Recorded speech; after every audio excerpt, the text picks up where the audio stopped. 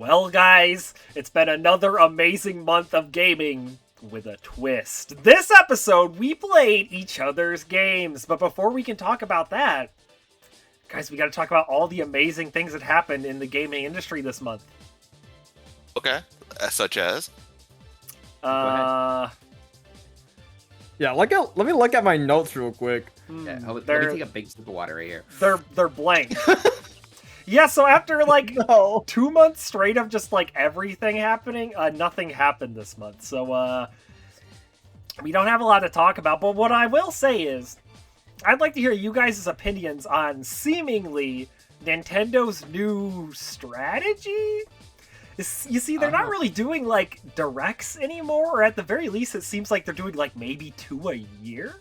And instead, you'll just like wake up on a Tuesday and they'll be like, hey guys, Splatoon Raiders, here it is. Or like, we just got info about that new Yoshi game. I don't even know if it was a trailer. I think it was just like game journalists played it or something. No, I think it was a trailer because it was also the release date trailer thing. Okay, yeah. It seems like instead of doing trailers, Nintendo just slowly trickles out like, oh, here's a new Nintendo Switch 2 version, or here's the new Yoshi game, instead of doing it in directs. And I'm curious to hear you guys' thoughts on that. I want directs. I like the big presentation. I just like knowing. I'd rather be sat in the dark than just wake up one day like, oh yeah, here it is. Like, okay, where's the build-up? Where's anything? I actually like the random surprises on a Tuesday morning, because in chat they're always spamming like 6, 7, and other things. So I want to see that. That's true. Oh, so you just like avoid the like Nintendo. Yeah, like you could be like, oh, you could just turn the chat up, but like, come on, like that's just you know what? experience. I'm gonna side with Christian on this one. Which one? Yeah. The illusion of free choice. Well, Logan, I'm gonna side with Christian then. Okay, that's good. No, okay, yeah, my actual thoughts is, yeah, I don't know if I mind it. I mean, I know that people really like the like hype of Nintendo Directs and all the stuff that you can play, but like, I don't have time to play all these games anymore, so it's like, I don't know if it's just because I'm getting old, but I'm like, well, I mean, I'm not going to play 90% of these games anyway. It's just kind of fun to just wake up on Tuesday. It's like it's at this point where it's like, actually, you know what? Thank God they're doing this, because I'm kind of like, I mean, what do we do when we get into a call, when we watch a direct or a state of play? Oh, we just complain the whole time, which for is fun. Yeah. It's literally a complaint fest. Yeah, maybe the last game will save it. Depends if you're a fan of the game or not. Right, exactly. That's the only thing. I So, like with the Fire Emblem one, I was like, Pog. It's it's destroying the sense of camaraderie I get with hanging out with you. That's true, yeah. It is fun to do the thank direct God calls. it saves me my sanity. Well, At least it isn't the Game Awards. Yeah. If the like Game Awards, no, that will always suck. like the Game Awards is always a good time to just clown on the Game Awards. Yeah. Oh yeah, it's so fun. I don't know. I don't mind it when it boils down to, but also it's like there's just. I'm sorry, chat. Christian's been his internet's been lagging all day, and sometimes he just cuts out. Okay, well I was saying like there's just nothing new or exciting announced. Like what is there? What, we have Fire Emblem and that's it? Well, that's what I mean. You know, they could just stop making video games, and I can focus on my backlog. Come out. You have nothing to look forward to until something drops, basically. Yeah, but it's like, it's not that I don't have anything to play though, because I have this massive backlog. So like, that's why I don't really care.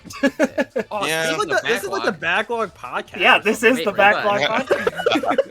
It's more time to focus on this. I mean, yeah, I guess ultimately if you're a fucking degenerate like we are and just buy games to buy games, it shouldn't matter. There's so many games to play. We don't need new ones. Yeah. Yeah. Yeah. So, speaking of games, I mean, so many new games, I'm not gonna play them anyway. I bought Monster Hunter Stories 3, and it's still sitting in the. That's true. I played maybe like 5 hours. I played the and demo. Like, I haven't played the 5 actual hours, and game I was yet. like, I'll get to this I'm later. I'm the only one who beat it, chat. I can't believe it. Don't worry, that game will come up in the 2029 backlog. Yeah, the 2029 backlog, we'll get to it. Yeah. Speaking of the backlog, yeah, this is a fun one, because, again, we played games that each other recommended, so, No. I don't know, who wants to go first? Should we go in order of the wheel spin. If I can remember what that was. It was Logan to Logan, me Christian. to Triple C to it was Logan to me to Nate to Nate, Triple and then C. me. And then back to Logan. Okay, well in that case, I guess T-Boy's first then. He was the first one to get a game. Okay, gotcha. Alright, I'd like to talk about the game I got to play from Logan, and that is AI the Somnium Files. Let's go. Now, this game, like I said, I don't really play much of these games. More of like this game is like a murder mystery type of game. You got to figure out who's been kind of doing a whole lot of killing around these parts. And well, we go to the main character of Kaname Dante, who works for Abyss, which is pretty much a police investigation squad. I guess Abyss is actually called the Advanced Brain Investigation Squad, but it's essentially just like a side police squad. So Dante, he's a pretty interesting main character. Right off the rip. Interesting. By interesting, we mean horny. I'm getting to that part. No. Whoa, guys, keep it light. I still haven't played this game. My notes. Anyways, so we're start off right off the rip with Dante and his boss finding a body on a merry-go-round in I think this is called Bloom Park. And well, the body is kind of in a weird state. It's on a merry-go-round on a horse with an ice pick in her left eye. This this dead person is called Shoko, and she is well dead. Surprise! This is a murder mystery game. We gotta find out who killed this person. So we're kind of at a loss here. There's no really given leads or nothing. There's no footprints, no given anything. So we gotta figure out who essentially killed Shoko. And Dante also has this partner called Aiba, which is essentially this little AI ball that sticks in his left eye socket. Yes, Aiba.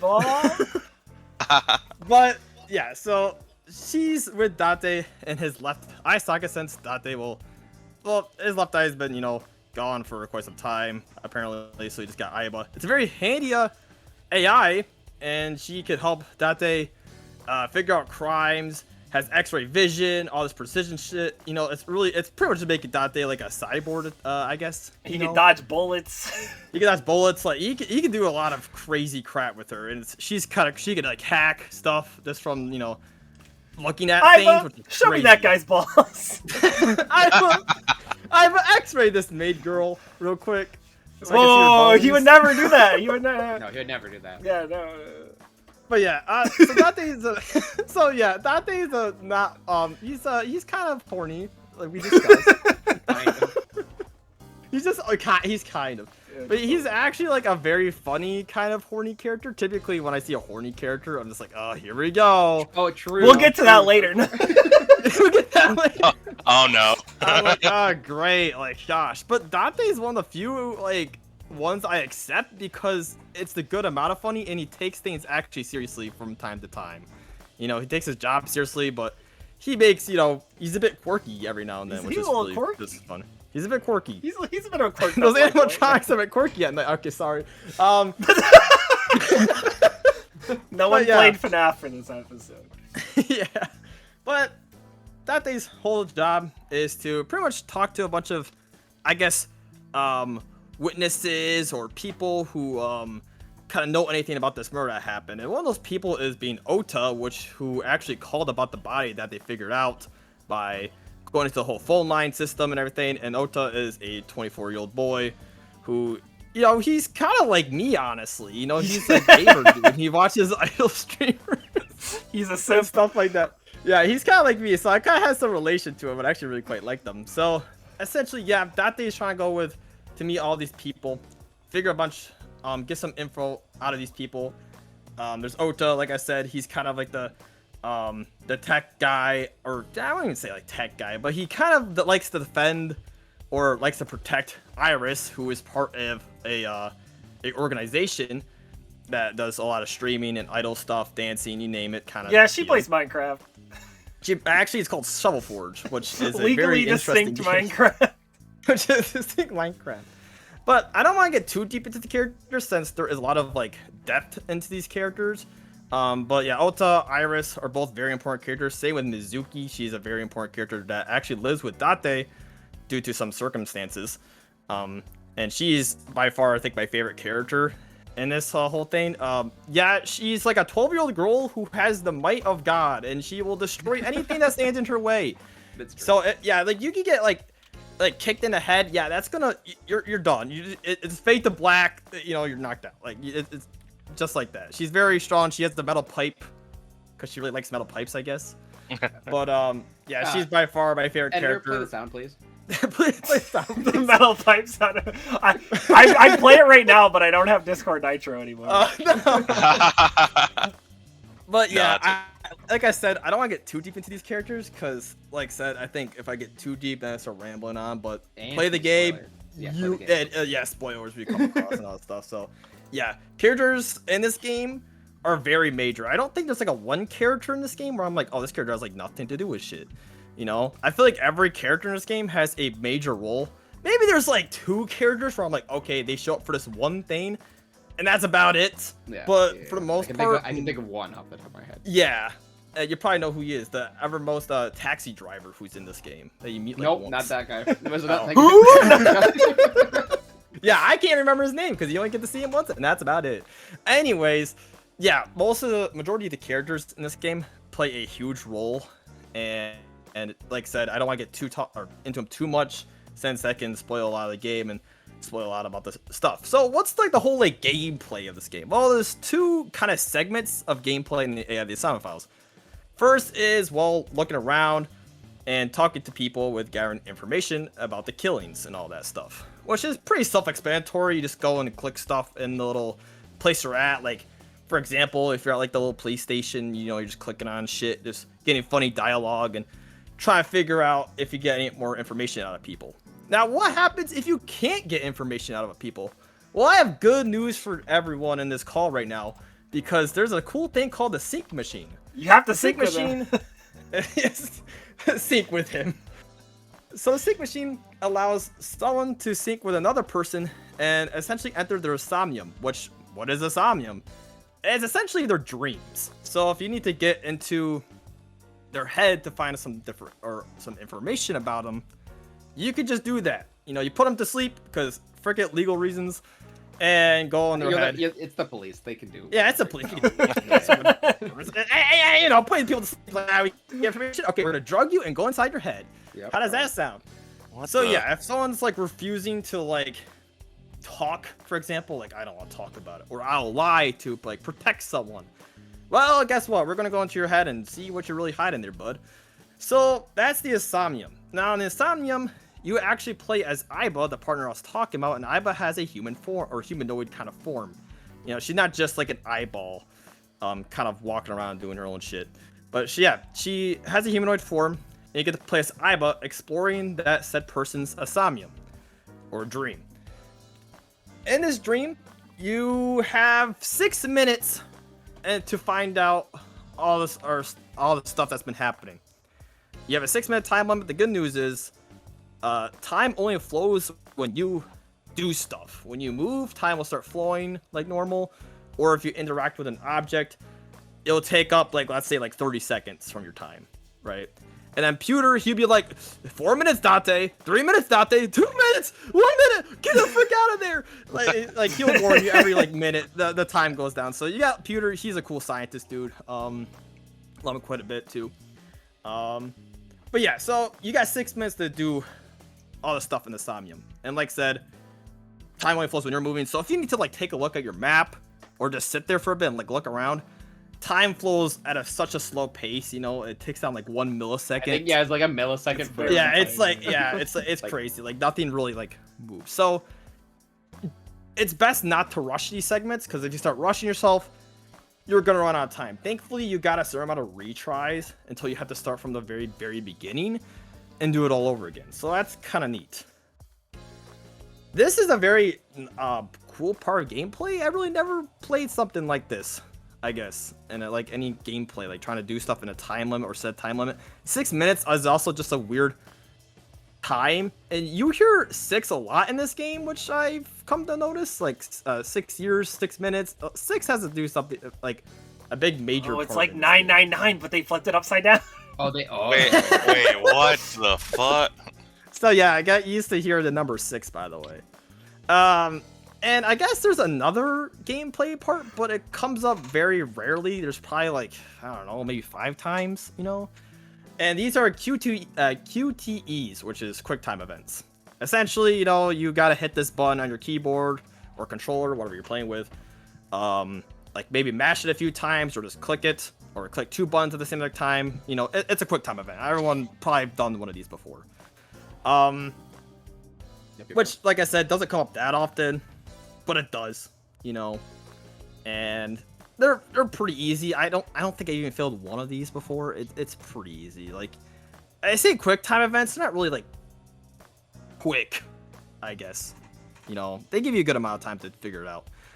So far I thought my keyboard was like busted or something. Like one of the keys, but apparently I need to mash it a whole bunch, and I just wasn't doing that. I was super confused for like 5 minutes. I'm like, what is happening? But yeah, I need to mash it like way more. I'm like, oh, it turned into mash the button. I'm like, what's happening here? But yeah, Somnium Files, it's a very hard game to really talk about because it's very hard to avoid spoilers about the game. I feel like once you're spoiled about one thing about the game, it's going to be very hard for someone to play it. I think spoiling something about the game makes it really hard for yourself to go and play it, because there's a bunch of plot twists everywhere in the game. And even talking about like one of the plot twists kind of ruins like the premise of playing the game, unfortunately. But I will say, for one thing, take my word for it, take a couple other these guys' word for it who has played the game. This game is very great. It's very good. And it's a very great game. It's got one of the best like characters in all like gaming, in my personal opinion. Like I love Mizuki. Again, I can't say as much praise, but like, you know, Dante is also like insane, like a really good protagonist. Ota's a phenomenal character, which I heard a lot of people don't like Ota, but I really end up liking him. He's fine.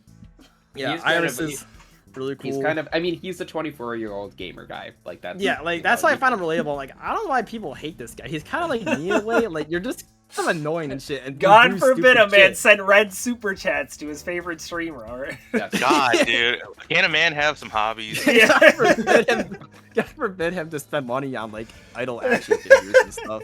Like, God. I don't know why. Like, I've talked about people like, I mean, I hate Ota. He's so annoying. I'm like, dude, that's like me, bro. Like, I hate me. It's personal with that. Like, I love Ota. Ota's awesome. And you figure out some other characters in the game, which I'm not gonna go over, of course, but yeah, there's a whole bunch. There's a whole bunch of them, and like I said, they're like all important to the story, which is just crazy. Be like, oh, this character, I'll probably talk to him once, and then you talk to him like 20 more times, and he's become like a major character in the whole plot. It's like, what the fuck? And so yeah, I don't know what else to really say about this game other than I really loved it. The whole like plot twist left and right coming up thrown at me. It's like, what the frick is happening anymore? Like, I can't. And Dante's like the same way. He's like, what is happening? I'm like, that's what I'm saying. What is happening? Well, also, it is really funny. Like the game is like the writing's very like, funny. Yeah. Hilarious. Oh yeah, the writing's fantastic. Dante's like obsessed with porno mags. You know, That's true. Yeah. Damn. Yeah. Damn. To be fair, I think limited edition. But yeah, I mean, Dante's a very close, like, he's a runner-up of one of my favorite characters. I'm so glad he's a protagonist in this game. You get to play as him, because holy heck, he's just a fun character that you just get an infinite amount of time with because you're playing as him. You know, so you're always just gonna see him on screen doing stupid shit and talking about stupid stuff. His mind's dirty. He's a pervert. He talks about horny shit. But gosh, man, I love him, dude. Like I said, he's one of the few horny characters I actually like will defend and be like, okay, this guy's kind of rad. This guy's. Well, Got it. You said you liked it, but how much did you like it? Where would you put it in the rankings? I will say This has become my favorite game so far playing in this. All right. Whole, You know, backlog. that's a gold star for me. I remember. Yeah, I definitely remember the last time my last play session was like a quarter of the time I played this game. It was like 5 hours, and I was like, "What is happening?" And like I had to keep playing it because I couldn't sleep because I'm like, if I go to sleep, I just can't. That is pretty the prevailing opinion for like the 999 series, and like this is by the same people. All the same so writer. like, Yeah, that's why you get hit with the 4-hour text block cutscene, and you're like, I can't put it down. He's like, well, I can't drop it now. I know I'm like close to the end or something. And you're like, well, shit. It's funny you said that the number 6 comes up. I didn't notice that, but it makes sense because that guy does it all the time. Because 999, the number 9 comes up constantly. His earlier games, like Ever 17 that I played last year, the number 17 just constantly comes up. Bro just picks a number and then that number just keeps coming up. Yeah, the number. Holy shit. I didn't even know he did other. I should look at the other games. And not to just mention about how much I just love about this game. I like a week. No, not even a week. It was like the same weekend I beat the game. I bought the second game. Yep. So I'm also do that right now. That just goes to show like how much I love this series. I haven't really got to play much of the second game, but I will definitely just sit down and play like a ton of it one day. If you like the first one, you'll probably love the second one more. Yeah. So I'll go over that second one, probably not during backlog, unfortunately, but I mean, I'll let people know if I like it or not, which I'm most likely gonna like it. I feel like, all right. You know. Well, but, I mean, that's a pretty good first success for our recommendations. I'm sure this trend is going to continue. I'm sure the next one, by the end of the day, everyone will love their game. Yep, everyone loved their games. All right. Speaking of the next game, is it me? I think am I next? Yeah, you were next. Christian to me. Yeah, okay. Yeah, so the game I gave you, yeah. So Christian gave me the game Bravely Default for the Nintendo 3DS and newly for the Switch 2, which is the version that I played because, you know, I bought it when I got my Switch 2 and then I played a little bit of it and then put it down. But, you know, we're back. So, Bravely Default is one of those games that I don't know, I always think of it as like a quintessential 3DS game. I remember when the game was like coming out, it was like really hyped. And I think the reason was because Final Fantasy had kind of moved away from its roots at this point. After like, you know, you had the MMO with Final Fantasy 11, Final Fantasy 12 was like real time, Final Fantasy 13 was whatever the heck the Final Fantasy 13 battle system was. And so, like, they had really moved away from the traditional, like, turn-based games at this point. So when Bravely Default came out, and it was basically just turn-based Final Fantasy with the old job system back, people were really excited about that. And I had a lot of buzz around that time. And I always wanted to play it. I played the demo all the way back then, but I didn't actually end up picking up the real game because I was a teenager with no money. So I didn't end up buying the game. Yeah, baby. But I played Mommy, the demo. Can you buy me this game? Yeah, pretty much. I do remember all the Nintendo Directs would always have some featured of Bravely Default back in the day. Yeah. Like either, oh, it's currently in development, or oh, here's the new job system that's gonna be coming to the game. Like, yeah, okay. it was very hyped up, and it was very successful as well. It obviously spawned a whole series. But yeah, I'm finally all these years later. I don't know what, 13 years later, finally getting around to playing it. Ew, don't say that. Yeah. But, yeah, the first thing to note is the art style is pretty unique. It's not quite chibi, but it's very much its own thing. I mean, obviously, you'll see it on the screen with the small little characters. Obviously made with the 3DS in mind. You can't do anything too crazy with the 3DS, but I think it's pretty cute. The areas, like the cities, are really interesting. They're like, they almost look like a big painting, and the way you move on them is really weird. It's hard to describe. You'll have to look at the footage. But it's really charming and really unique. Like, nothing else quite looks like. It's got like the Bravely Final Default. Fantasy, but it's like the like chibi like Dissidia, not Dissidia, but like Yeah, it almost looks like kinda Final Fantasy IV remake on DS, kind of. There's a couple other like Square Enix games that look similar. they have that kind of chibi-er art style Yeah. to it. Actually, It reminds me of like the concept art, I guess. Kind of reminds me of like Tactics, like standard Final Fantasy. yeah. Yeah. I mean, I think a lot of the towns and stuff are made with, like, 3DS in mind. Like, if you turn on the 3D, you'll see all the layers. Now, obviously, I couldn't do that on the Switch, too, but that's probably why they look like that.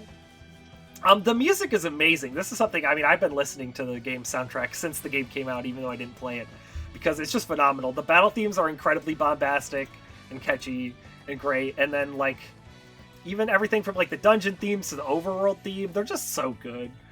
Very orchestral, taking advantage of the 3DS. I mean, everyone was doing this when the 3DS came out. They're like, oh man, think of all the new instruments we could have on our handheld game that we couldn't on the DS. And then they just kind of went crazy with it. Time to turn the 3D mode off! Oh no! So that part's great. I guess I do want to talk, before I get into anything else, I want to talk about the Switch 2 version differences. There aren't too many. The biggest thing, obviously, when you look at the game, it only has one screen, so they've obviously had to rebalance the UI to work with one screen, which is fine. I don't have any problems with the new UI layouts or whatever. Of course, I haven't played the 3DS version, but I mean, I thought the UI all looked fine.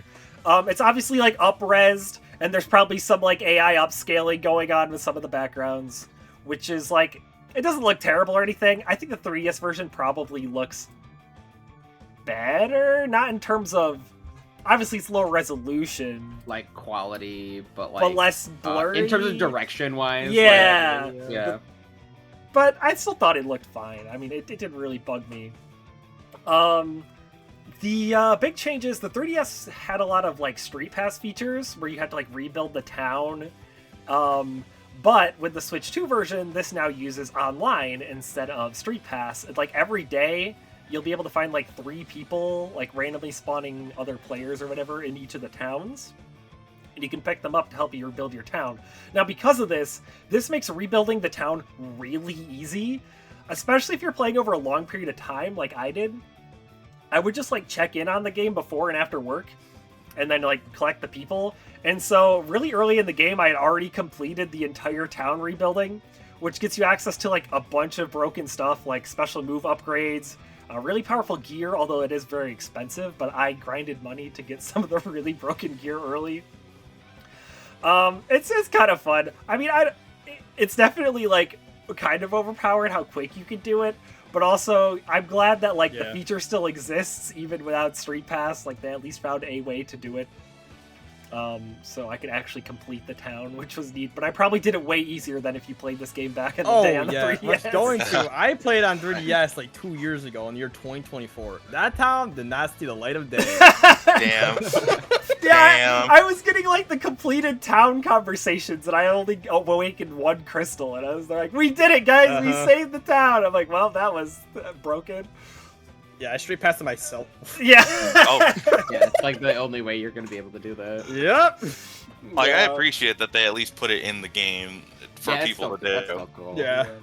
So now the one thing it doesn't have, which is I guess kind of the big controversial thing, is they didn't have any of the references to Bravely Second in the game. So back in the day, the version of Bravely Default we got in the West is actually the enhanced re-release that Japan got, and because Bravely Second was coming out, they like put a bunch of like Bravely Second features. There's like a whole mechanic called Bravely Second that I don't even know how it works because it's not in the Switch 2 version. So I can't talk about that feature. That is strange. I didn't even know that. Yes, Weird. so none of the Bravely Second stuff is in the game, which isn't too much stuff, but all the new like super bosses that were added into the enhanced version are in the game. Just the way you encounter them is a little different. Once you get pretty late in the game, you can do rematches with some of the asterisk holders, which are like the bosses, and then they drop like an item that you can use at the various inns in order to fight like the super bosses. So those are all still in the game, including the ball bosses, which I think were also added in the enhanced re-release. So it's not like they got rid of everything that was in the enhanced re-release. They just got rid of the Bravely Second stuff. So, you know, it is what it is. There's a couple of new mini-games which use the Switch Joy-Con, like mouse controls, which is very funny. You have to use the mouse controls. It really sucks if you accidentally open that menu and you're playing on a controller, because the game will just be like, turn on your Joy-Cons, and there's no way to back out of it, so then you gotta get up and go on your Switch 2 and take off the Joy-Cons to close out of the menu because you accidentally clicked on it.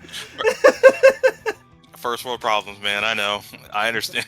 Yeah, for sure. No, there's 2 mini games. There's the rhythm game, which is the one I played, and then there's like this boat or not boat, the airship like piloting minigame. I don't know. I played it once and I was like, whatever. I'll just play the rhythm game. So there is reasons to play these though, because you get special items which you can redeem for stuff. For instance, you can redeem it for the 0% and 400% encounter rate modifiers, which in the enhanced version, I don't know, were those just there from the start? I actually don't remember. Because you can always modify the encounter rate in this game. You can go from like 50%, 100%, 200%. But if you want 0% and 400%, I'm not sure about that. Yeah, if you want those, you got to do the minigame. I wanted to get the 0% encounter rate one, which didn't take very long. You get a lot of... I think I only had to play like 3 or 4, maybe 5 songs to like get enough stuff to get the stuff I wanted, so it wasn't too bad. Now, were the minigames in the original? No, these are added for the Switch 2 version. Oh, okay. Yeah, they're new Switch 2 edition minigames to show off, because it was a launch title for Switch 2, so they got to show off the new Switch 2 features. I just thought, since they were probably in the original with 3DS touchscreen controls, no. like, oh yeah, just make them okay. These were added just for Switch 2, yeah. Interesting. So those are the big changes. Those are really the only major changes. Everything else is pretty similar to the original release, from what I understand. The big selling point of this game is the new job system, or I should say old job system, which other Final Fantasy games have had before this one, and this game brings it back.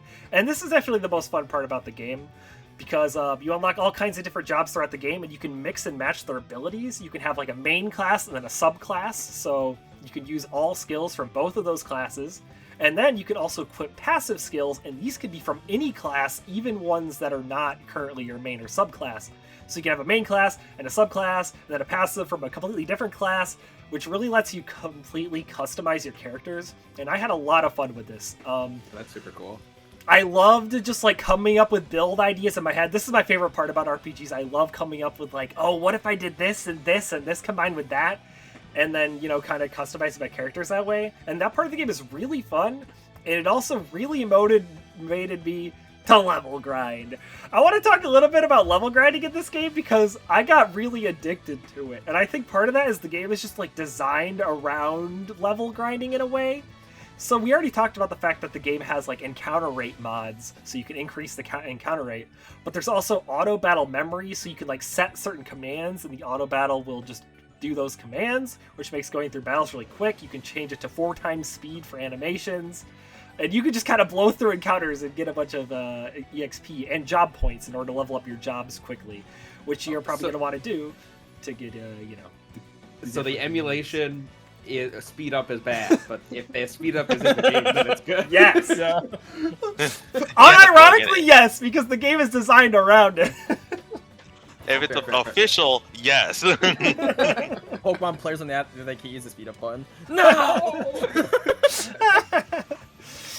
But you're going to be doing a lot of grinding in the game, so it makes sense to just let you do it. Yeah, that makes sense. But like, there was always something to work towards, like different stuff I wanted to get or different skills I wanted, and so I'd be like, oh man, I'm gonna grind up, and then you get the power boost and you get that dopamine hit from getting stronger.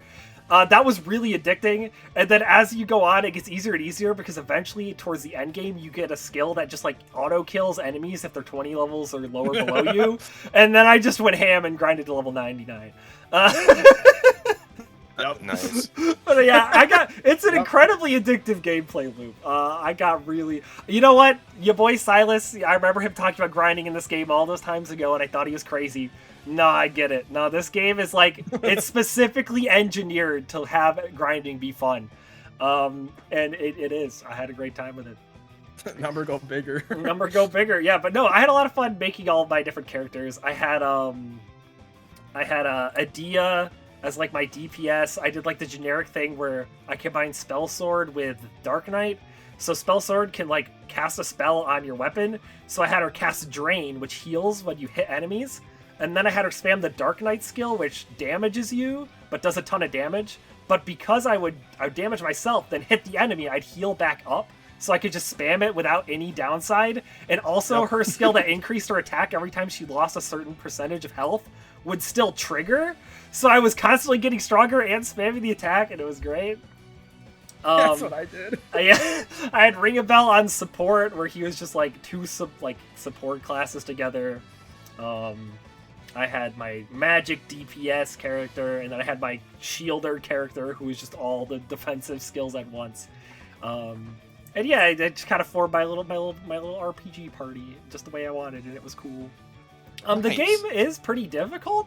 Even at level 99, the final boss, I died twice. Oh, wow. Oh my god. Because they have this big nuke attack which does like magic damage. Oh, that move, yeah. One time they did it twice in a row, and all my characters died. I was like, cool. I don't know. But Yeah. I had to Yeah, play I it around remember it. It was a skill issue. Because I was using Ring a Bell's first super, which there's super attacks in this game, which are also completely customizable. You can even customize like the voice lines they say when they use the super, which is hilarious. But you can modify them with all different effects, like what element you want them to be, and so on and so forth. But because he's a support, he has like passive effects. I kept using his one that heals everyone and then gives everyone brave points. Oh my gosh, I didn't talk about braving or defaulting yet. I'll get to that in a second. That's kind of important. But yeah, I did that one because I kept using that one, but instead I used his second one, which just increases all stats by like 25%, which gave me enough resistance to not die to that move. And then it was easy after that, but yeah. My characters just like weren't very bulky, so like even at 99, I was getting destroyed by the one attack on the final boss. Yeah, he just has a bunch of magic. But yeah, braving and defaulting, that's like the name of the game. So the way that works in this game is you can default, which is basically like defend, but then you get like a little pip. And then braving, you can spend those pips to do multiple actions in a turn, which lets you do all kinds of crazy shenanigans. But you can even brave when you have no pips, but you'll go into debt. So you'll like lose that amount of turns because you went into debt to spend your resources. And so it kind of creates this interesting like resource balance game. Like, oh, do you play passive for a little bit, or do you just risk all on this big attack, but you're gonna have to like wait 4 turns for that character to act again? It's pretty fun. They've kept using this system in other games, like Octopath Traveler also uses a very similar system. Xenosaga 2 has like a bad version of this system. Shout out to Xenosaga 2. Oh my god. Xenosaga 2 has braving, but without the defaulting. It's great. But Bravely Default has the good version of this system where it's actually really fun. Which also, same thing with grinding though. You could just like spend immediately to just wipe out the enemies before they get a chance to move. It's usually a good strat for like random encounters. I guess the last thing to talk about is the story. Now, I do have some mixed things to say. I'm going to be a little critical. I really enjoyed this game. And the story in terms of, like, the plot twist, everyone always talks about the Bravely Default plot twist. If you don't know, I'm not going to spoil it. But this game has a really cool twist towards the end, and that aspect of the story I really liked. There's a really infamous part towards the end of the game that a lot of people don't like because they find it really repetitive. It's really going to depend on your tolerance for, like, narrative gameplay integration. Are you okay with gameplay, like, taking a hit, but it's purposefully taking a hit in order to elevate a story element or to, like, tell a story? And not everyone's cool with that. Some people are like, no, the game should just always be fun. Don't take away my agency here. Yeah. I really like when games try to integrate the story and gameplay. I'm okay if the story or like the gameplay can get a little repetitive, like intentionally to like say something. So to me, I didn't really dislike that part of the game. I thought it was kind of interesting. The reason I say I'm going to be a little critical, there's one problem I had with the game. So the characters, especially like the Asterisk holders, the bosses, they're very tropey, kind of like silly characters a lot of the time, which that part's fine. You know, they're supposed to embody whatever class they have. And I think that could be kind of fun. But sometimes, like, some really, like, serious, like, tragic thing would happen. Like, somebody would be committing genocide, but then that's being contrasted with, like, these really goofy antagonists. And it just, like, the dissonance was almost, like, too much, where I was like, okay, this is kind of taking me out of it. There's a weird part where, like, a lot of the people you're fighting for the game end up not being as bad as you thought they were, except that a lot of them are so cartoonishly bad that I can't really believe that. You know, you're trying to tell me like, oh, these guys are actually doing a good thing all along, and I'm like, okay, but like, come on. But is he really? Like, This Is he really though? This gets a little more interesting towards like the later parts of the game. But it didn't fully redeem it for me. That's like my main problem with the story. Sometimes I just get taken out of it by like the total whiplash, which didn't feel intentional. And maybe it could also have something to do with the localization. I mean, this is early 2010s localization, but I don't like blaming localizers for everything. There's a group of gamers who love just being like, oh, well, English localizers, yada yada. I'm not like that, so I don't think that's the problem. But in the grand scheme of things, it's a pretty minor problem. Because all in all, I really love this game. I thought like the gameplay was really addictive and really fun. And I did enjoy the story, even though I had my critiques. Glad I finally got to play this. Like I said, yeah, this is like one of those quintessential 3DS games that I knew eventually I was always going to have to go back to and play. Because it's just a very important game for like RPGs and stuff. I feel like it really brought back, at least to like the mainstream. I mean, obviously turn-based games existed, before Expedition 33, but What? but this was definitely a game that made some of the more mainstream be like, oh yeah, right, turn-based, yeah, it's Bravely Default. What do you mean? It was Final Fantasy 7 and Persona 5 and true. Where would I put Tony, it though? Yeah, where would you put this game? Where would you put this game? Be careful, because Silas is listening. Yeah. If it's not number 1, I think you might have a certain object mailed to your house at some point. Well, I don't know if it's going to be number 1, but it is going to be number 2. I think I'm going to put Bravely Default below Summon Night and above Tales of Xillia. All right, just watch your mailbox for a little bit. Yeah. Hold on a second. Hey, that's pretty good. That's pretty good. It's still second place. I mean, it really can't get worse from here, honestly. I mean, at least you're not like the other member of Gamer House who hates Bravely Default. Like, Jesus Christ. Oh my god. Yeah. No, wait a minute, he's an Expedition 33 fan, isn't he? Man, I don't know. The man hates From that what I've game, seen bro. on Twitter, if you love Expedition 33, you have like a serious grudge against Bravely Default for whatever reason. It doesn't make any sense. I'll ask him next time I talk to him. I'll ask him next time I talk to him. The graphics in this game are so stupid. I'm like, sorry if I can't be fucking Unreal Engine 5 or whatever. That's true. Sorry. It's all that's what you want from me. Sorry if I want some creativity in my game. Speaking of games on the 3DS, which are very ambitious in terms of their visuals, Christian, Yeah? it's time for your game. Actually, before Christian goes, I should add some context. Why did I pick specifically SMT4 for Christian to play when I could have picked any SMT game? Well, there's like 2 reasons, right? One's the more minor reason, I guess, in the grand scheme of things, which is like SMT4 is probably, I would actually put it below Vengeance and 3, because I think it's more flawed than those games. But I find it to be really interesting, and I just wanted somebody else to play it. The second reason is because, like, he already has 3 and 5, so there's a chance he just picks them up one day. But if he's going to play 4, I'm going to have to make him do it. Those were my reasons. You know what? That's valid. So, Christian, take it away. I'll take it away. All right, gamers. As you know, I was given the game Shin Megami Tensei 4 for the Nintendo 3DS. And as all of you are aware, this is my first time playing Shin Megami Tensei game. Yes, I am the stereotypical Persona fan who hasn't played the source material. Shocker. So, to go over SMT4, which I'm going to start calling it now, it had a lot to live up for. Shin Megami Tensei 3 Nocturne came out and kind of changed the whole SMT formula, and it was like a commercial success. So how do you follow it up, and on the 3DS of all things? Well, here's how I'm going to tell it. To start off with the story, you play as canonically the character Flynn, or we can call him John SMT4. Doesn't matter. Whatever. You are a samurai in the Eastern Kingdom of Mikado, where you and your friends Walter, Jonathan, Isabeau, and Navarre work to protect the kingdom from the threat of demons. And I'm not going to go too deep on the whole game, because really, if you want to go... This sort of game challenges your philosophy on the idea of order versus chaos, and I totally recommend you play this game if you want to hear more about that. But as the game goes on, you are struggling with those ideas, and you discover the hidden truths of the past, and come to question the world, and if it should continue to be run by order or let chaos take over. And as of this recording, I've the one ending I've gotten so far is the order ending, whereas I know Nate got the other ending of I chaos. did the chaos so, hey. ending, yeah. So yeah, we both got to work towards that neutral ending, see if we can get that one done.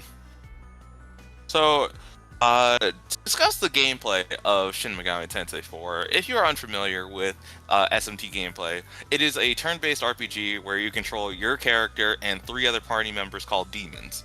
You and your demons each get a turn, which is represented by the press turn icon. Nice little squares up in the top right corner. When an action is taken, you lose 1 press turn. That's just how it goes. That's how it goes for you and your enemies. Now, there are ways to extend your turn. You can pass your turn to one of your demons, and that will use half a press turn, or or if you hit an enemy with elemental weaknesses or a critical hit, this will use half a turn as well. So you need to be mindful of what enemies have weaknesses and always try to be prepared for those. Now, having an understanding of enemy weaknesses and when to pass can make it so your enemies never have a turn. You can clear the whole board before they even get a single action.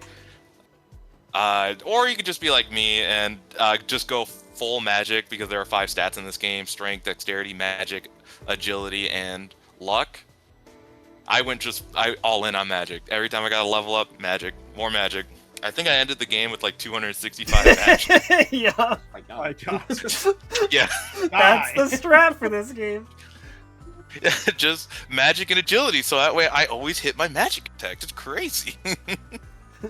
So, then, yeah, now, just be aware that everything I just said with the press turns is also affected by the enemy as well. So enemies get press turns, they can hit you for elemental weaknesses or crits, and then they can also wipe out your turn, or your side as well before you even get a chance. Nate can attest to this, because when I was doing that whole 8-hour session or all-day session, he saw there was that late game fight, and I didn't even get a turn. I just got decimated. Yeah. Just got vaporized. I didn't do anything. It wasn't fair. Alright, so now SMT4 added a new battle mechanic called smirking. And if you don't know what smirking is, smirking can occur when you hit enemy weaknesses, dodge an attack, block an attack, absorb an attack, or even repel an attack. Let me tell you right now, smirking, broken. It is so stupid. It's so broken. If you're in a smirk state, if you're in a smirk state, you're guaranteed to dodge an attack from an enemy, and your next attack will do more damage or crit if it's physical. So, and again, you are not the only one who can get a smirk state. Your enemies can as well. So, I want to say I want to hate smirking, but at the same time, it bailed me out of so many fights. I just can't. It's stupid how... It is kind of fun. It takes SMT's battle system, which is already super volatile. It just makes it even more volatile. Yes. Like, holy crap. I think the best example of why smirking is broken is the Matador fight, and we want to talk about that for a little bit. I went into that fight thinking like, oh man, Nate warned me that this game beginning has a steep difficulty curve. I wasn't seeing it. I thought like, oh, maybe like there's something, or maybe it's just the enemies at the beginning of the tutorial that can just murk you or something. No, that boss fight, if you're not careful, you are going to lose. Yeah, Minotaur, Yeah. sorry. Yeah, Minotaur. Minotaur, if you're not careful with that boss fight, you will get absolutely destroyed. And what made it even worse for me is, if you remember the friends I mentioned earlier, they help you out on these adventures, on your journey, and they can do magic skills as well. If they launch a magic skill at the enemy who reflects or bounces or absorbs it, they can get into a smirk state. And so, have fun. I'm looking at you, Walter, you son of a... I hate it. I'll end it thus. I will use Agi, and you will like it. Thanks, Walter. Thanks. Oh my god. And also I want to thank Nate, if we're ever hanging out in the future, and if I have a vocal stim, like, my demons are a bit different. My demons are a bit different. Oh, yeah. New vocal stims unlocked. Anyways, now to discuss how do you add demons to your party? You add your demons 2 ways: demon negotiation and demon fusion. Demon negotiation means any demon you find out in the wild, in battle, you can talk to them to try to join your side by giving them items, money, your own health, or MP, your magic. Now, I thought it was a fun, creative way to add party members. The only thing I didn't like was the random element to it, because I swear there were some times where I would get it perfectly, like I would just give them everything they want and they would just dip. Just see ya. Bye. See ya. Well, they are demons. Yeah, but like, if they tell me like, okay, I'll join you, but you gotta give me like 10k Maka, the money in this game, where I had the choice of negotiate normally, okay, I'm just gonna assume you're gonna join me. Alright, see ya, sucker, like... Scam. Time to spend God! in one place. It's so good. Well, they're demons. What do you expect? Crazy that people can lie. Why they gotta lie to me, man? I have so much hope. Speaking of hope, that's the next game. We're not there yet. And speaking of, we're not there yet. Now, when you do successfully recruit demons, you can use those demons you recruit and fuse them into stronger demons. And I gotta say, I did like the fact that demon fusion was just always available to me. Even if I'm in the middle of a dungeon, oh hey, my stock is full, time to start fusing. Yeah, it's not like 3 or even 5 where you have to go to a specific location to fuse. You just have an app on your phone. You know, you pull it up and fuse demons. No, I think it works better. I think I understand why, like console versus 3DS, because 3DS, you know, the dungeons aren't that long. The main thing is that they want you to grind in those dungeons, which I did, and having to leave said dungeon to go to a location to fuse would kind of like break the flow of the game. So I understand why they have it like that, where you can just fuse on the app on your phone. And I also did like the app system there, where every level up you get like 10 app points to go in to make yourself stronger, so that way you can make demon negotiation easier.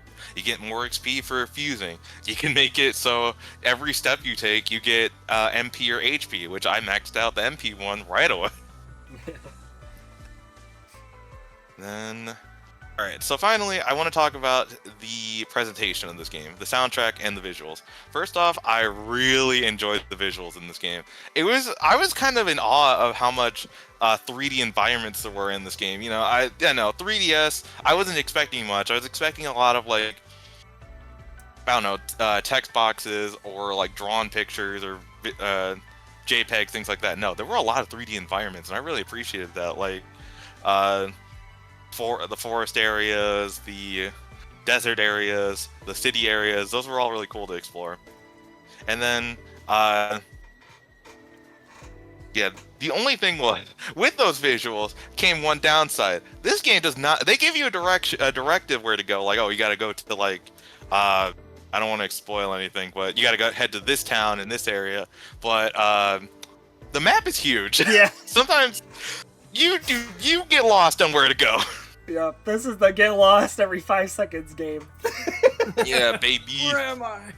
Where am I? One example I did have was like, you know, they told me I need to get to a town, but I see that it's on the other side of a poison swamp. So I'm thinking, okay, I have to find an item that lets me cross a poison swamp. Nope. You can just cross through it. You take the poison and you heal it. You're supposed to heal it when you get to the other side. Like, how? Just take the poison.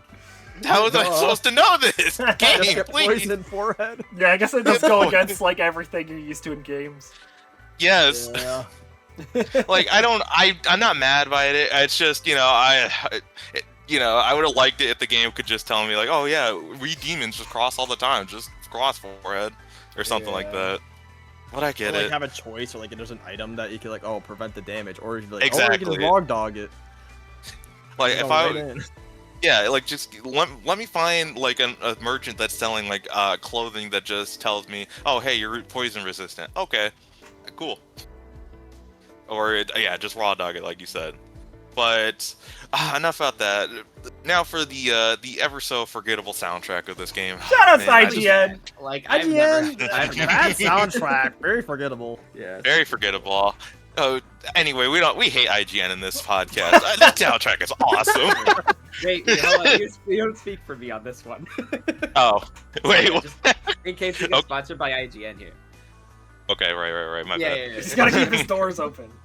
Yeah. Well, yeah, Especially no, in this this soundtrack, this soundtrack bangs, bro. Every battle theme, the city themes, oh, even the freaking, like, even just talking to the demon theme, or the kingdom theme itself were just some of my favorites. Oh my god, this soundtrack rocks. Literally. Ikebukuro. Yeah, me and the boys in Ikebukuro, Yeah, exactly. Ikebukuro. Oh man, it was always such a trip hearing different battle themes too, because I thought it was just gonna be like the standard one was fine enough, but then when I heard like the city one, like, oh, dang. Yeah, exactly. Oh man. Overall, I really enjoyed my time with Shin Megami Tensei 4. The game does have a steep difficulty curve at the beginning, but if you can get past it, you're in for a very interesting 3DS RPG. And I definitely want to play it again because I do want that true ending. I want to see what happens. And also, there's one demon in particular, my boy Seth. I didn't get him. Oh in the no, main he never playthrough. got Seth. I didn't get Seth. I had to get him. He was level 81, but I wanted to beat the game, so I just said, frick it. I made my other favorite dragon, Hai Long or whatever you call it, but he's called Kodyu in the Persona series, so I just call him Kodyu. But yeah, overall, where I would put it in my ranking, yeah, this was one of the better games I've played. I put it in above Sonic Adventure 2. It's #1 now. All right, folks, we two did number it. ones and a number 2. We did it, Surely gamers. nothing will go wrong. No, definitely not. I don't Nothing think could so. go wrong, man. The Look. recommendations have been so Yeah, on they've point lately. all been so high quality. I know. Well, I can't imagine anyone getting like I'm obviously very satisfied that we finally got Christian to play SMT and he liked it. All right, that's Yippee! That's all I need. Yippee, yippee. You thinking about playing the rest of the series sometime, Christian? Yeah, I mean, like you said, I own 3 and 5, so I definitely will pop those in. I think it was also the fact that SMT4 is honestly a good starting point for and to play SMT, because the other SMT games, you know, if the main character dies, that's it, game over, try again. Yeah. But in this game, if it's the whole party, so you have a little bit more leniency. Yeah, that's true. Yeah. Yeah. All right. Well, that was Okay. cool. I mean, Yeah. so far we So have next month. next month, guys. What are you guys playing next month? I mean, this is such a good episode. I got Bravely Default #2, Somnium Files #1, SMT4 #1. I mean, like, what a great month. I think we should just Yeah, move into the well, next one. Yeah, Yeah, I think we so. all played some banger games, guys. It was so much fun. If only every month could be. Whoa, wait a minute. Guys, I'm getting a message. A body has been discovered. Oh no, a body has been discovered. So, guys, Well, Logan. Logan. I played. Christian gave me a game. And you know, not to be really cliche, but you know, I had a lot of hope for this game. But in the end, he only But in got the despair. It was Oh all my despair. god. He said the thing. I said the thing. And so I played Danganronpa, the first one. Trigger Very Happy fun. Havoc. Yeah, Trigger Happy Havoc.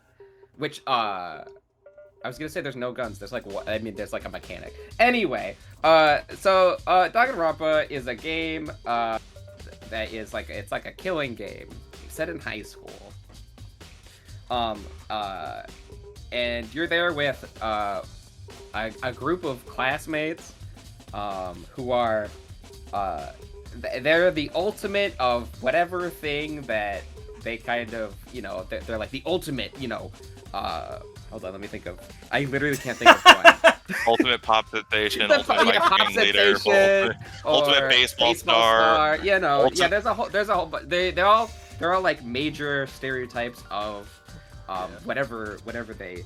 Ultimate gambler, ultimate fanfic creator, ultimate programmer, ultimate fashionista. Yeah. It's like this guy played the game before. Ultimate It's like this guy played the game podcaster. before. Christian, do you want to give a review instead? No, I want to hear your thoughts. So you kind of wake up. You play as this guy called Makoto, and you're the ultimate lucky student, who he somehow got into this school full of gifted children. It's kind of like the X-Men, where you wake up and you are put into this. You have no recollection of what happened. You just show up at school one day, and then your vision gets all blurry, and then you wake up. The school's in lockdown. No one can leave, and you're forced into a killing game by this black and white bear called Monokuma. And your job is to kind of survive, and also figure out when a murder happens. You have to figure out who killed who, or else you die as well. Yeah, it's the only way to leave is you have to kill someone and get away with it, basically. Yes. Yeah. It's a lot like Squid Game when you think about it. It's a lot like exactly Squid Game. Yeah. I think I could go through the characters we see, because that's how I wrote my notes here. Sure. So you have Makoto. He's like a guy. He's just a guy. You have Aoi, which they don't call her Aoi, but I do because I don't know. So she has got boobs, and she likes donuts. IDK, LOL. Nice. There's Byakuya, who is really mean and annoying, and he thinks he's better than literally everyone because he's the ultimate progeny. There's Celestia, who's one of the smart people, and who she's just a goth Lolita girl.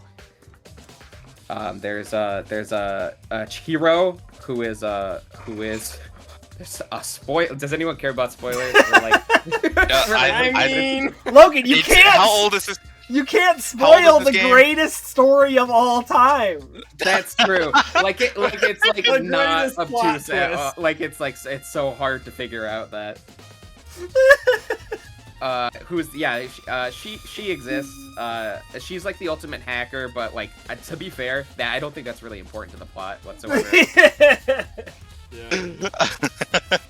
There's Hifumi, who's what is he, the ultimate fan artist or whatever? The ultimate fanfic creator. Yeah. Annoying joke character. Who cares? Junko, who? Literally no one. There's Kiyotaka, or Taka.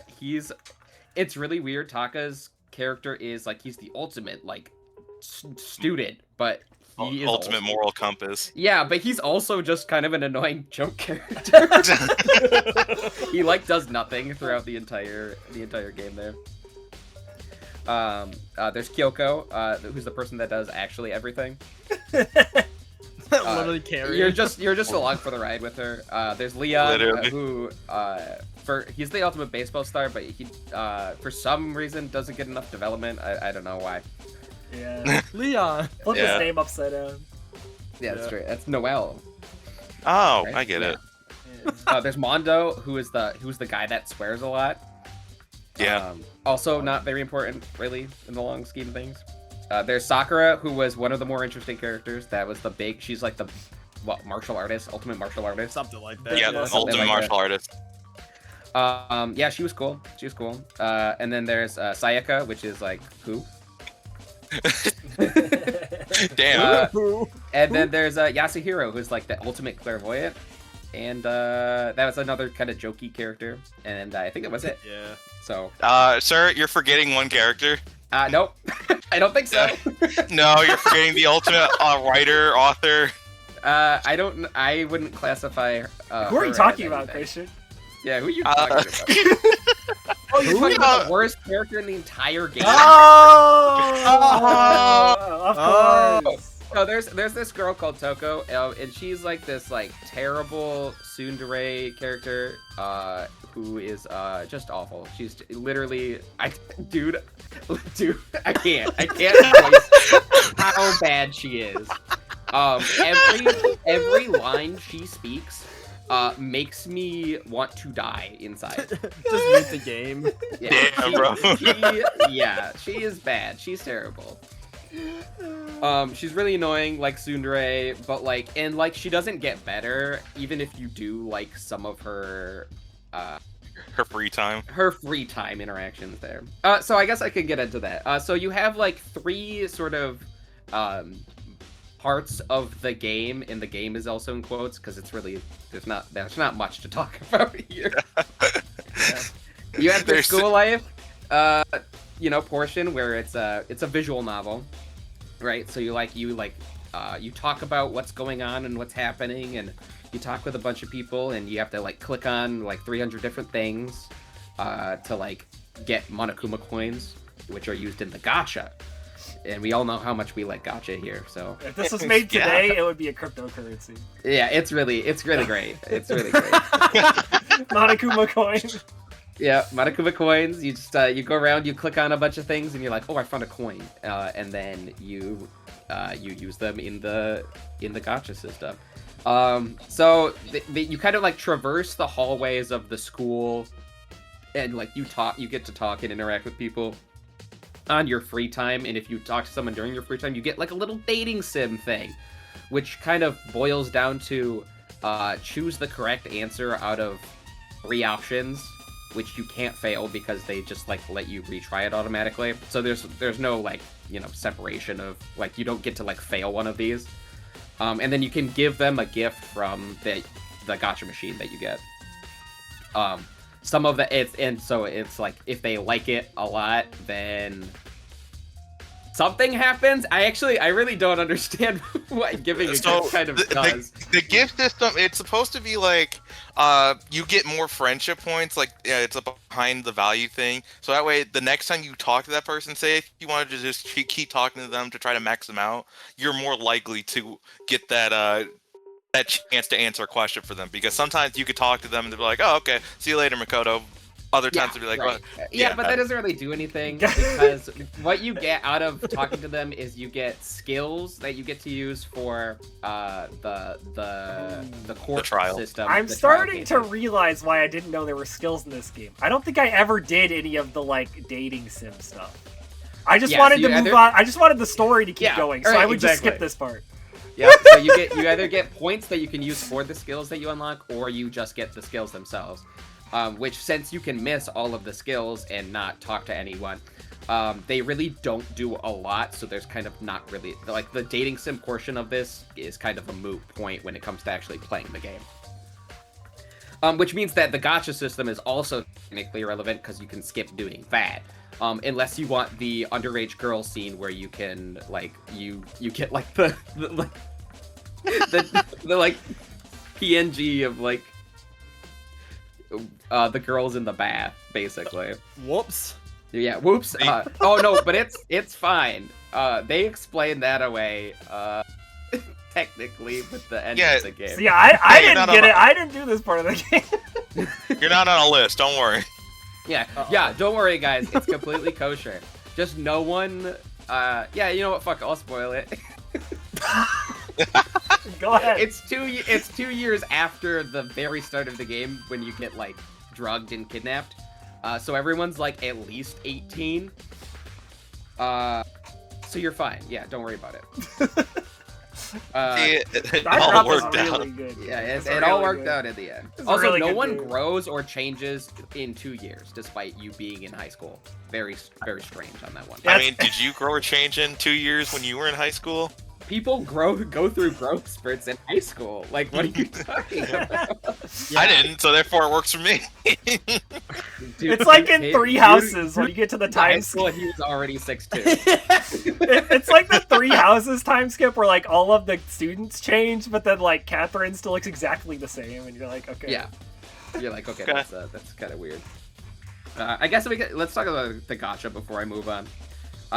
So you get like a percentage based off of, so like if you're trying to complete the gacha system, which like currently on screen is probably me doing gacha pulls, because that's the B-roll. That's the B-roll footage they said. You can like lower your chance of getting a duplicate item by 1 item stage. But why would you do that when you could just pull for 2 items instead of spending more coins just for 1? So it's kind of irrelevant until like the very end when you're like, okay, I'm on like the last item that I need. Let me just spend a whole bunch of coins so I'm not here for another 40 minutes. Would you rather have 1 item or 2 items? Or 2 Right, items. exactly. And also, there's a lucky spin you can get where every time you roll, you have a chance to get a lucky spin where you get a free item. So you're already hurting your chances by not going for more spins on there. I agree. We should spend more money on gacha games, folks. That's true. Bro. Yeah, so it's very, very lackluster system there. Let me see. You're talking about and then, okay, so someone dies. A body has been discovered. Monokuma shows up and he's like, sorry, guys. Not... I know you guys are all horn dogs, but there's a body somewhere. And then you have the, like, Ace Attorney, like, detective part where you go and collect clues around the school there.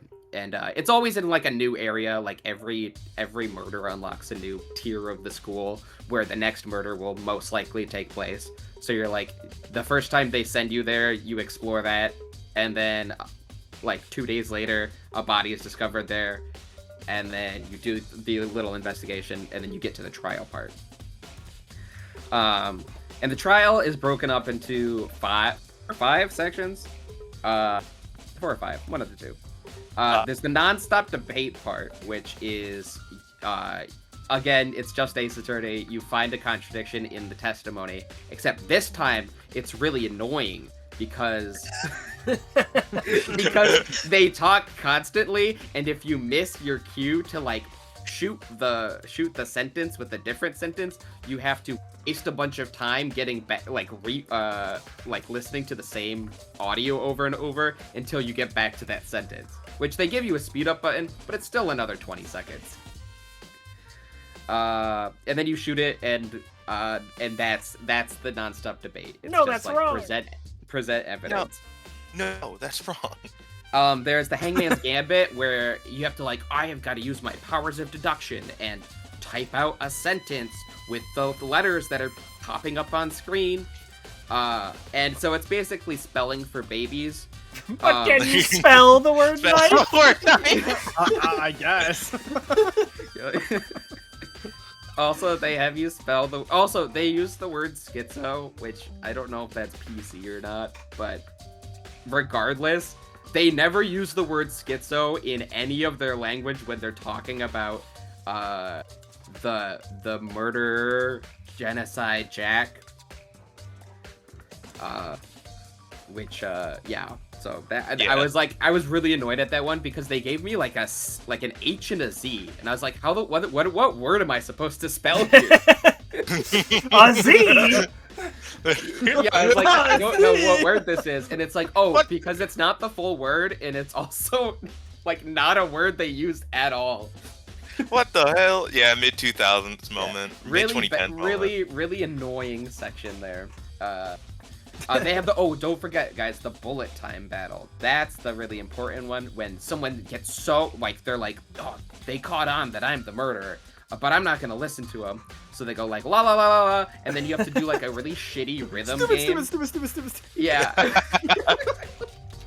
And so you're not really clicking in time with the music that's going on. But you have to like shoot down like all of the like sentences they're saying at you to like hide the truth. And you just have to like beat their health. The controls weren't explained that well because you can target multiple sentences and then shoot them all at the same time. I didn't know this until like Murder Trial 5. So I was just shooting them like, I was like left click, right click, left click, right click, just like shooting them one at a time instead of just shooting them all at the same time.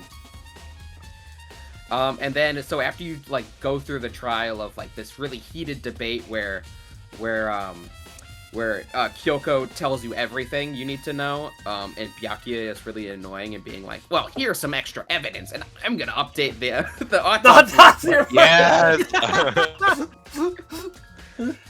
You do your closing argument, which is to reiterate what you just talked about in the trial, in the form of a cool comic book styled thing.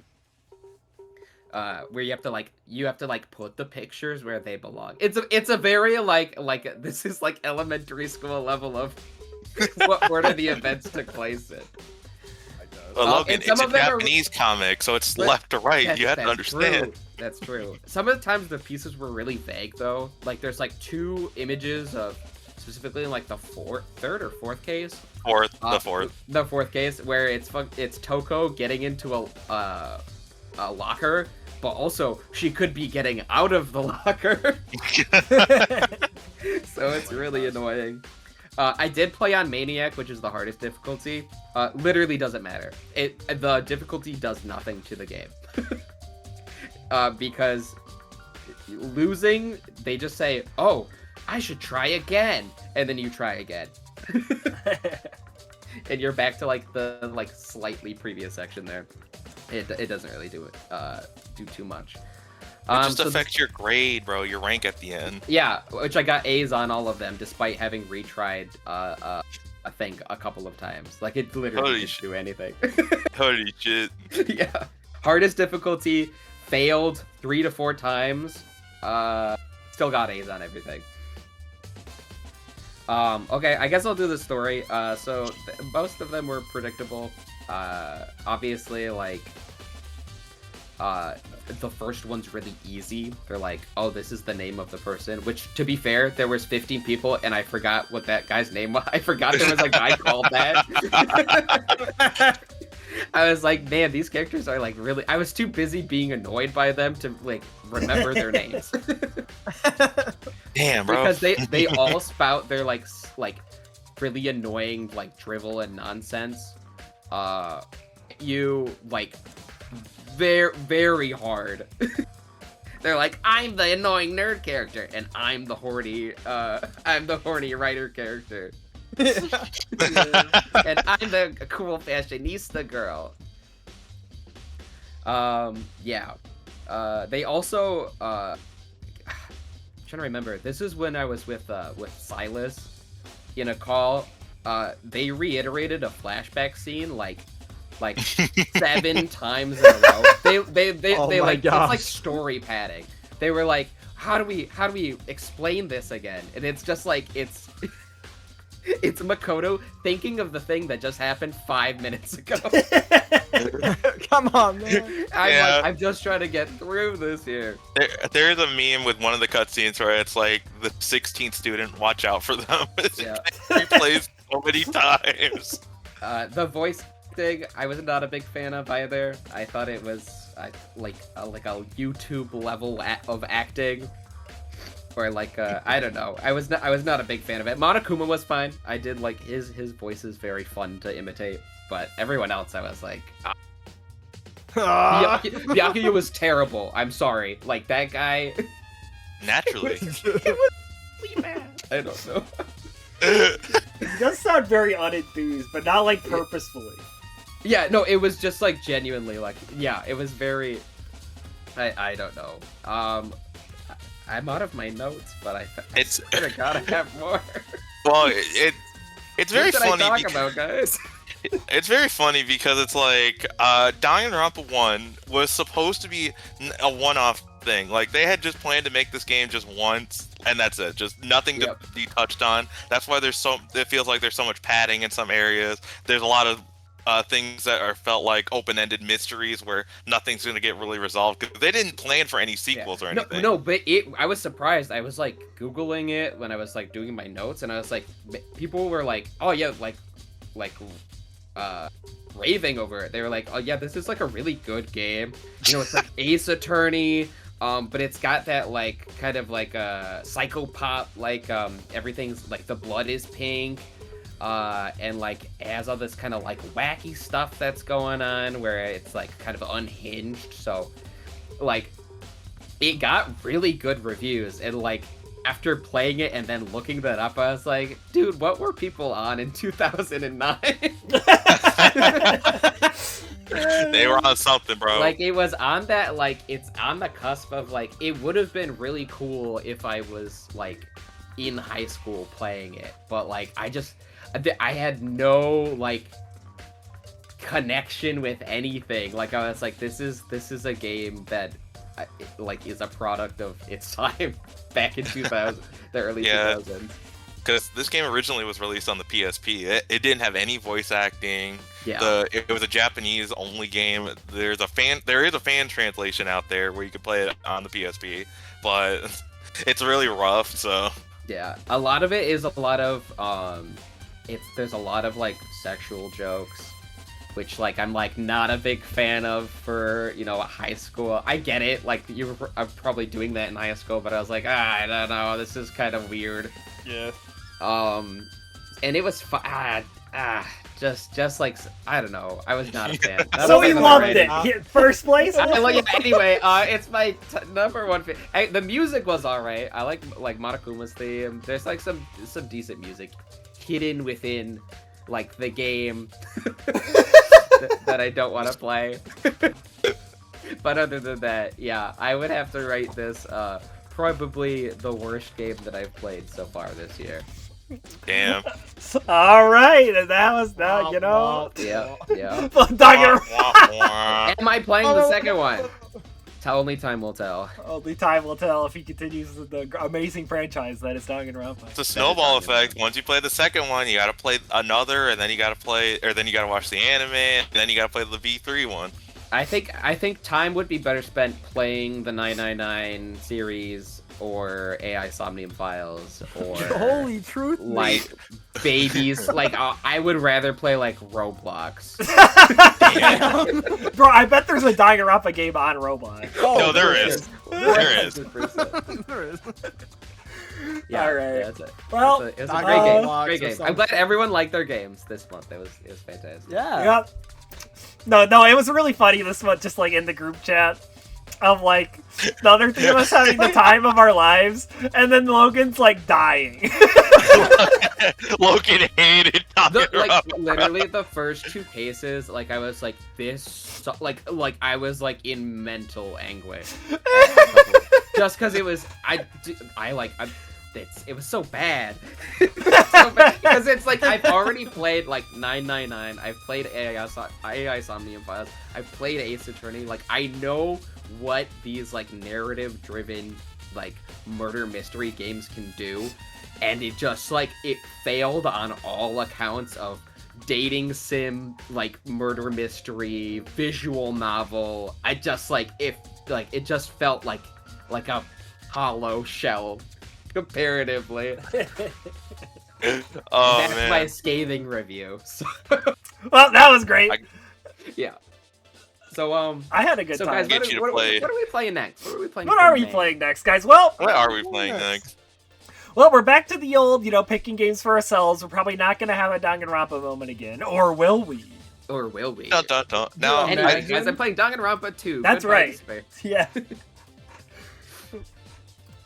Now, I did want to pose a question to all of you real fast. Mm-hmm. I know we all, varying results aside, I think we all enjoyed picking each other's games for at least it was fun. month. I did like the premise of picking each other's games. Yeah. I was thinking like what if we did that like every few months or so? Like we just go like a couple months where we pick our own games, and then like maybe like July or August we could do again pick each other's games, but just restricted to like something on our actual backlog or something. We'll have to talk about it off or something camera, we actually like or something. No. I think balls to the wall anything should be fine. Balls to the wall anything. Yeah. You're asking for it. I'm just saying you're asking for it. The one stipulation I will say is that the person that picked for you last time can't pick you again. That's a good idea, yeah. Yeah. So we re-roll it?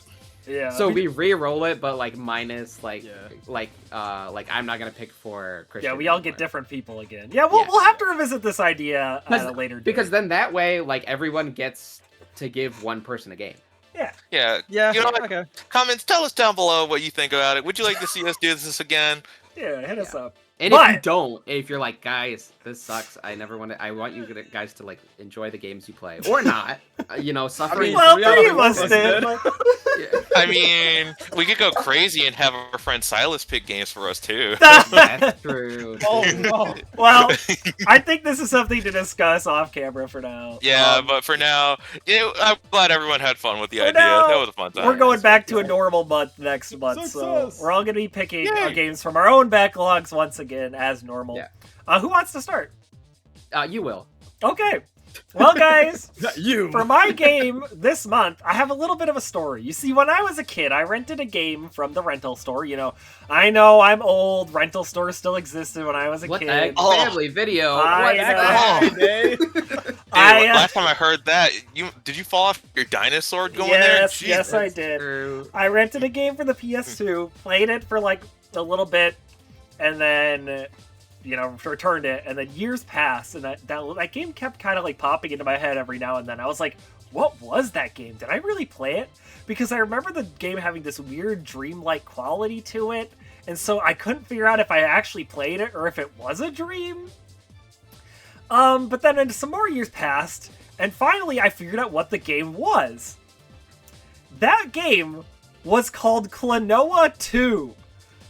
Now, the funny thing about the Klonoa series is the way it came to be is it was envisioned as, like, a world where the dreams you forget about go, which is oddly what happened to me with the franchise, where I forgot about it and thought it was a dream, so that's a weird coincidence.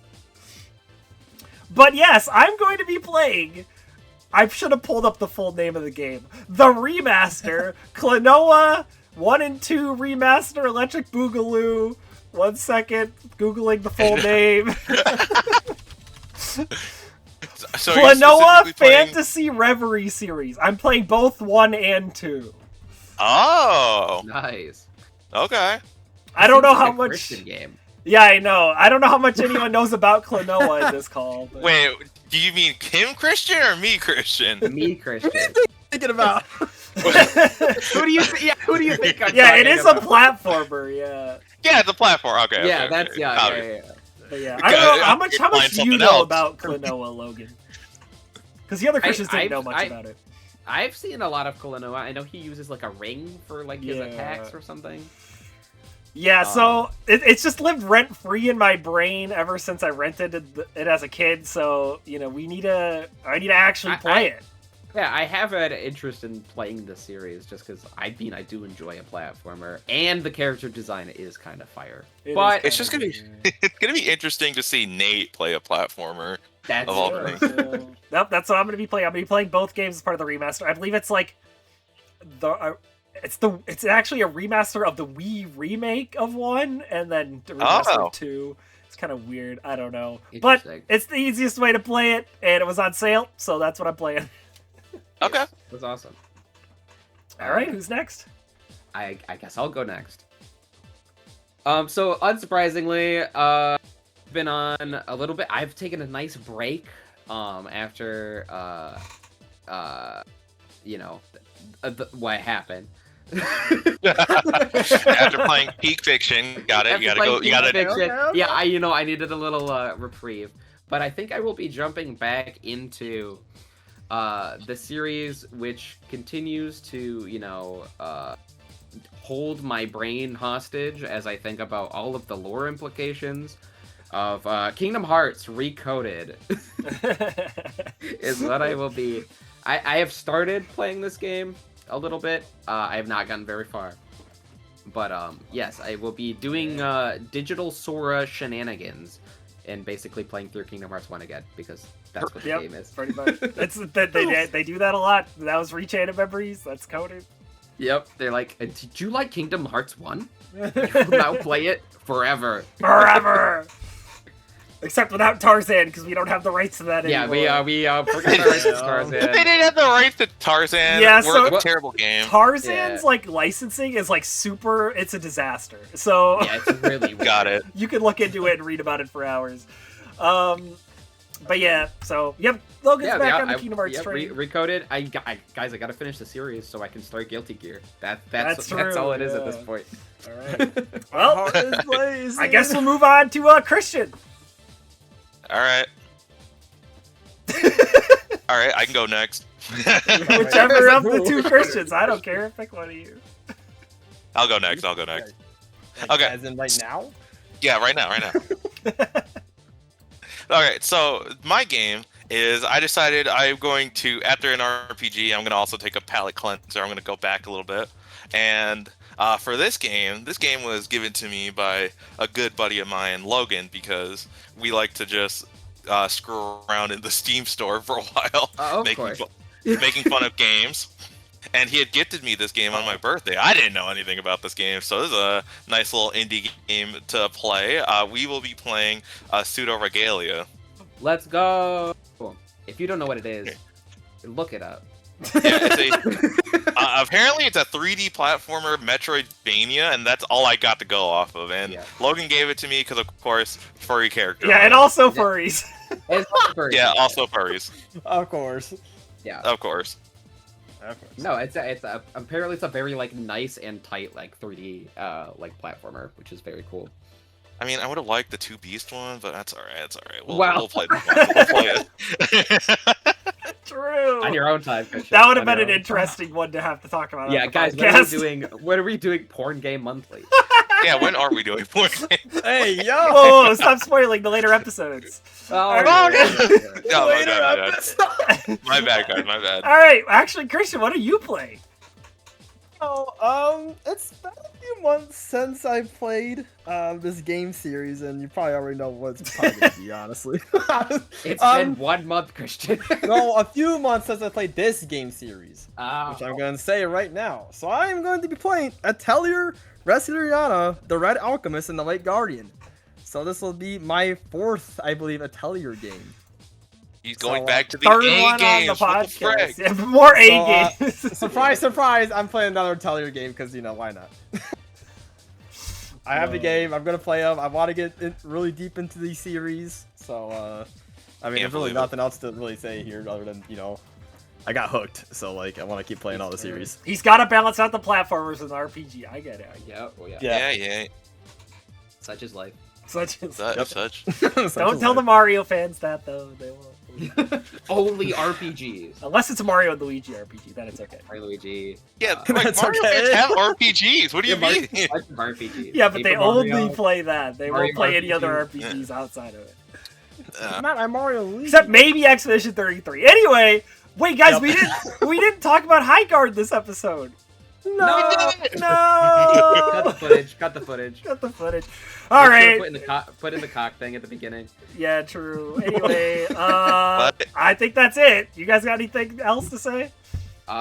We high, we guard, we high guard. Yeah, Be sure you subscribe to the channel to watch out for the future porn month game or porn game monthly. Yep. Real. Yep. Okay, bye. First one we'll be playing is Dead or Alive Extreme Beach Volleyball. Yeah, the I thought new we were one. playing Bunny Guard 2. Oh, Bunny Guard 2. Oh, that'll be my game. 2. Anyway. Bye. I was gonna guard a band.